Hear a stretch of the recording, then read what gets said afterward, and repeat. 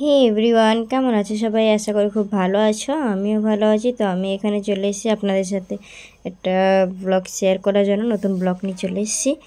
তো আমি আজকে সকালবেলা উঠে আমি ভোরবেলা উঠেছিলাম। ভোরবেলা উঠে যা যা কাজ করছি সেটা সবটা আপনাদের সাথে শেয়ার করছি।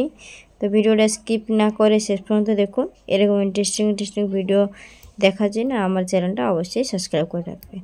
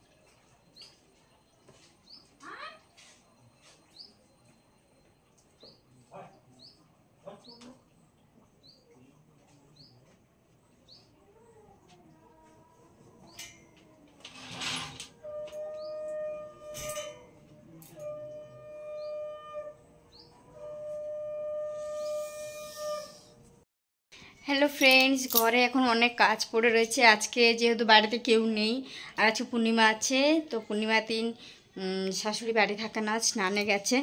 তো গঙ্গা স্নান যে হয় সে গঙ্গা স্নানে গেছে, তো 2-4 দিন দেরি হবে আসতে। তো একা হাতে অনেক কিছু কাজ করতে হয়, নিচে উপরে সব কিছু। তো আমি এখন নিচে তো সব কাজ হয়ে গেছে প্রায়, খালি ঘরটা মুছবো, তার উপরে যাব ঠাকুর দিতে। তখন আপনার সাথে সব কিছু শেয়ার করবো, সঙ্গে থাকুন। হ্যালো গাইস, রোজকার রুটিনের মতন আজকেও আমি চলে এসেছি আপনাদের সাথে কিছু আমি রোজকার রুটিনে যা যা করি আপনাদের সাথে সেগুলো শেয়ার করার জন্য। তো সঙ্গে থাকুন, দেখতে থাকুন। হ্যালো গাইস, কেমন আছে সবাই? আমি স্মাইল। অ্যাকচুয়ালি আমি অনেকদিন পরে আজকে শাড়ি পরলাম, কেননা আজকে পূর্ণিমা আছে। তো পূর্ণিমাতে একটু পুজো দেবো বলে আমি অনেকদিন পরে আজকে শাড়ি পরলাম। তো কেমন লাগছে আমাকে জানি, ভালো লাগছে না, তো অনেকদিন পরে শাড়ি পরলে কেমন কেমন একটা লাগছে। তো টাটা। তো গাইস, আমি এখানে শাড়ি পরে পুরো রেডি হয়ে গেছি। আমি এখন স্কুলে যাব। অনেকদিন পরে শাড়ি পরেছি, তো দেখি সবার রিয়াকশন কীরকম হয়। পূর্ণিমা রয়েছে, বাড়িতে পুজো দেবো, তাই স্কুলে যাওয়ার পথে আমি মিষ্টিটাও কিনে নিলাম। মিষ্টি কিনে নিলাম, গিয়ে বাড়িতে পুজো দেবো।